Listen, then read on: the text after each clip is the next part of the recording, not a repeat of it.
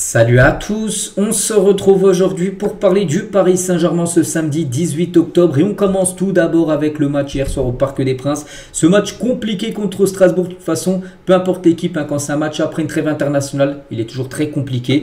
Donc 3 partout, il y a eu du spectacle, 6 buts dans la rencontre. Donc côté Paris Saint-Germain, les buteurs, Bradley Barcola au bout de 6 minutes de jeu, Gonzalo Ramos sur penalty et Maïlu, buteur de la tête.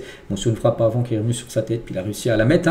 Bon, c'est vrai que Paris est passé par toutes les émotions parce que c'était un nul spectaculaire parce que Paris menait 1-0 en tout début de match grâce à Barcola.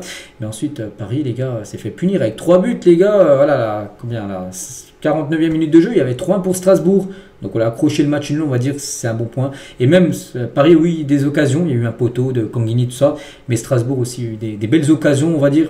Pour moi, le nul est plutôt logique lors de cette rencontre hier. Après, ça a été une équipe totalement remaniée du côté du Paris Saint-Germain. Une équipe encore très jeune, parce qu'il manquait encore beaucoup de cadres qui ont été mis soit au repos, soit qui ont été sur le banc hier. Et la stat est folle lors des PSG Strasbourg. Donc les 3 matchs avec la moyenne d'âge la plus jeune depuis 80 ans en championnat sont 3 PSG Strasbourg. Donc le match d'hier tient classé 2e par rapport à la moyenne d'âge plus basse, en gros des deux équipes cumulées.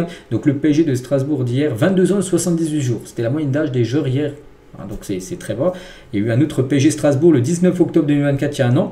Et aussi le Strasbourg PSG qui a le record le 3 mai 2025. Il y a combien? Il y a 5 mois. 21 ans et 321 jours parce que le PSG Strasbourg, il y a vraiment des joueurs très très jeunes. Depuis 80 ans en championnat, et ben ces 3 rencontres-là, où la moyenne d'âge bien sûr était la plus jeune, sur la pelouse.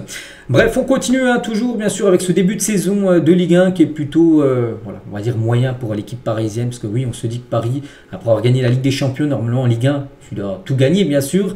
Bon, le PSG a été accroché contre Strasbourg, contre Lille, défaite contre Marseille. Après, bon, moi je pense qu'il n'y aura pas de souci, même si le PSG peut perdre sa place de leader aujourd'hui, parce que Paris est premier et Strasbourg deuxième, 17-16 points.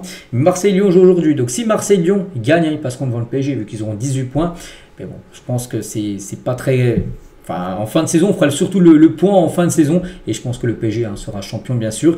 Là voilà, Paris, voilà, parce qu'il y a des blessés, tout ça, mais je pense que quand tout le monde sera là, il y a un moment de la saison, Paris va prendre le large bien sûr, en tête de la Ligue 1, mais oui, Paris pourrait, et il va certainement perdre sa place de leader aujourd'hui samedi. Luis Enrique en conférence de presse, qu'est-ce qu'il a pensé de ce match hier contre Strasbourg? On a su remonter de but avec nos supporters, donc voilà Enrique. Donc cette saison, je dois gérer l'avant et l'après trêve internationale. Ils font contrôler la charge physique de mes joueurs. Donc les buts encaissés, il a dit, on a fait un bon début de match. On montre notre supériorité avec et sans ballon. La fin de première mi-temps a été pire, on a eu de la souffrance. L'intensité était mieux en deuxième période. La partie finale du match était très positive. C'est dommage car les supporters ont été incroyables. Ils méritaient plus, ils méritaient la victoire en gros. Aucun entraîneur ne prend du plaisir quand il encaisse 3 buts. Je cherche à améliorer mon travail. J'ai la possibilité d'avoir beaucoup d'informations après cette rencontre. Il a parlé de Warren Zaïre, qu'on parlait tout à l'heure, qui a fait un bon match. Warren Zaïre. Donc il a fait un très bon match. On a beaucoup confiance en lui. On sait la capacité de Warren. On est content de le voir à ce niveau. Ça lui fait du bien déjà parce que lors de la trêve avec les espoirs, il avait pas mal joué. Il a aussi fait, je crois, 2 passes D lors des 2 matchs de la trêve internationale. Ça lui fait du bien. Puis là, il surfe en gros sur sa bonne dynamique. Zaïre qui a du temps de jeu parce qu'il y avait pas mal d'absents au milieu de terrain. Donc voilà, tant mieux pour lui. S'il peut retrouver le niveau qu'il avait il y a 2 ans, ce serait une très bonne nouvelle pour Paris. Toujours avec Enrique, donc l'adversité en Ligue 1. On va voir dans l'avenir. C'est un moment spécial parce qu'on a un contexte spécial. On cherche à être compétitif dans toutes les compétitions. Je sais quels seront les mois où tu vas jouer toutes les compétitions. C'est notre ambition, ça sera très difficile. Il faut savoir surmonter toutes les circonstances. Il a parlé aussi de Désiré Doué qui a fait son retour, en plus titulaire hier. Je dois revoir le match, je suis content. Il est de retour, ce sont de très bonnes nouvelles. Il reste 3 ou 4 joueurs importants qui doivent être dans l'équipe. En tant qu'équipe, on a fait une bonne performance. Et il a parlé de Strasbourg, il a dit on a été supérieur, on a pu marquer les buts. Ça a été serré, costaud, c'est une équipe jeune, mais une très bonne équipe. L'équipe de Strasbourg, c'est qui a vraiment été un bel adversaire à Paris et c'est un très bon match pour préparer bien sûr le déplacement à Leverkusen, n'oubliez pas, oui c'est mardi prochain bien sûr en Champions League. On va parler aussi de Lucas Hernandez, qu'est-ce qu'il a pu penser? Lucas a commencé défenseur gauche titulaire à la place de Mendes qui a joué à toute fin de match, il a joué 2 ou 3 minutes Mendes. Bon, la déception de Hernandez après le nul, il a dit on ne doit pas prendre le 3e but, être mené de 2 buts ce n'est jamais facile, mais l'état d'esprit de l'équipe est irréprochable. Maintenant on doit récupérer et prendre des forces pour le match de mardi. On doit être beaucoup plus solide que ça parce que oui, c'est compliqué de gagner des matchs si tu en prends 3. Il y a un problème, voilà, défensivement il faut être beaucoup plus solide. Si on veut lutter, on doit être plus agressif. Strasbourg a fait un bon match, en plus je crois que Paris cette saison en Ligue 1, n'a toujours pas encaissé le moindre but avant le match. Donc là, tu en as pris quand même 3 lors de cette rencontre hier. Donc voilà ce qu'il avait à dire, bien sûr, Hernandez. On va parler de Zaïre-Emery qui a réalisé un gros match. Je ne sais pas qui a été élu homme du match. Je n'ai pas vu l'info. Bon, peut-être lui, les gars, malgré qu'il n'a pas marqué. Donc gros match de Zaïre-Emery ce soir avec le PSG. C'est clairement son meilleur match depuis un long moment. C'est vrai que c'est peut-être un match référence pour lui depuis pas mal de mois. Et il a dit, je dirais, pas plus dur que l'an passé, mais on sait qu'on aura des matchs difficiles comme celui de ce soir. Revenir de la trêve et devoir affronter Strasbourg, une équipe jeune qui court beaucoup et met beaucoup d'intensité dans les duels, ce n'est pas simple. On a été mené 3-1 et revenir dans le match n'était pas chose facile, mais ça montre la force de caractère de l'équipe. Quand on ne peut pas gagner, il faut apprendre à ne pas perdre. Il a totalement raison, bien sûr. Et je me sens bien, je suis allé en espoir pour prendre la confiance, toucher beaucoup de ballons, jouer vers l'avant. Aujourd'hui, ça n'a pas été un mauvais match de ma part, non, un très bon match. Ma position, donc en numéro 6, j'essaie de demander le plus possible. J'ai plus de ballons plus bas. Je sais aussi que j'ai cette qualité de prendre le ballon et de me retourner rapidement. Mais je sais aussi jouer en numéro 8, que je joue en 6 ou 8. Le coach nous laisse la liberté de bouger partout, bien sûr. Il est très... Enfin, il est libre, on va dire, au milieu de terrain. Et toujours avec Zaïre-Emery, donc relève le caractère de cette équipe. On savait que ce sera un match difficile contre une équipe qui met beaucoup d'intensité. Bon, c'est un peu la même déclaration qu'avant. Donc voilà, on va clôturer bien sûr la page Zaïre-Emery. On va parler aussi de Kangini qui a réalisé aussi un bon match. Dommage, il a touché le poteau en fin de match. Mais voilà, c'est vrai qu'il a réalisé aussi une belle performance pour le meilleur joueur asiatique. N'oubliez pas que jeudi on avait parlé, qui est le meilleur joueur asiatique de l'année 2025. En tout cas, belle performance bien sûr de Kangini. Les notes de ce Paris Saint-Germain-Strasbourg, donc je ne sais pas c'est qui note, mais voilà, il y a des notes, je ne suis pas d'accord. Tiens, on parlait de Kangini avant les gars, pour moi il a fait, je trouve, un bon match.